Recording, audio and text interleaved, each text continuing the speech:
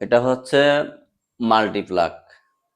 তো এটা মাল্টিপ্লাগ ব্যবহার করার কারণ হচ্ছে যখন কারেন্টের সকেট থেকে আমরা আমাদের বিছানার পাশে মোবাইল চার্জ দেওয়া বা অন্য কোনো কিছু, এই যেমন মশার ব্যাট চার্জ দেওয়া বা এই যে চার্জার ফ্যান চার্জ দেওয়া, এগুলা সুবিধার্থে যাতে বিছানা থেকে নেমে অন্যদিকে যাওয়া না লাগে, এই জন্য ওই যে সকেট থেকে এই যে কেবল আছে, এই কেবলটা ওই যে ওইখান দিয়ে দেখো এই যে লাগানো আছে, এই কেবলটা এখানে লাগানো আছে, এখান থেকে মূলত এখানে নিয়ে আসছি।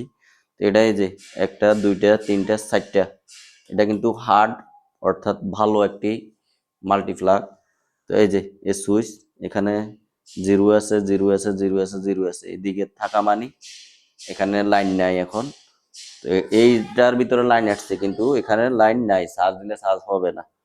এই যে এটা হচ্ছে ইন্ডিকেটর, মূলত এটাকে ইন্ডিকেটর বলা হয়।